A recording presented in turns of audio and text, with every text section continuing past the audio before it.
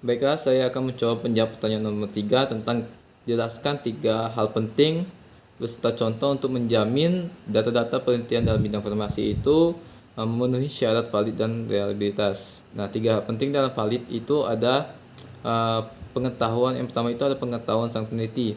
Apakah sang peneliti itu memahami atau menguasai dari penelitian yang dia lakukan. Seperti contohnya itu dalam penelitian dengan menggunakan metode KLT. Apakah di sini dalam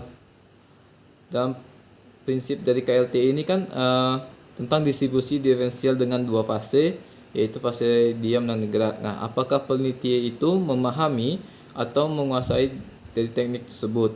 Yang kedua itu saat melakukan metode dalam penelitian harus mengikuti cara yang sama seperti teori yang telah ditetapkan. Seperti contohnya seperti saat kita melakukan praktikum dalam laboratorium misalkan,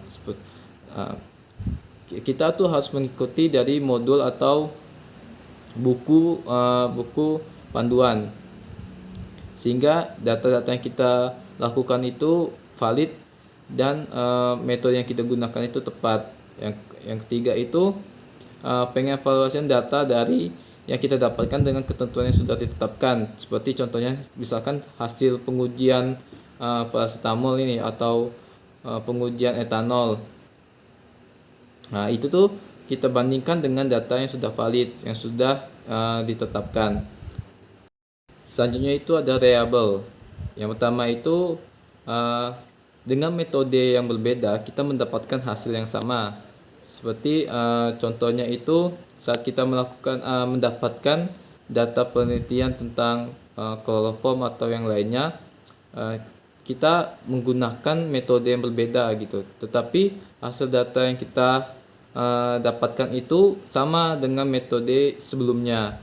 Yang kedua itu saat hasil dari metode yang kita gunakan sama dengan hasil data dengan metode yang sama dari orang lain. Yang ketiga itu dengan metode dan bahan yang sama, kita ulang dengan jangka waktu yang tentang waktu yang tertentu. Seperti contohnya itu pengukuran kloroform secara berulang, apakah mendapatkan hasil yang sama. Terima kasih. Assalamualaikum warahmatullahi wabarakatuh.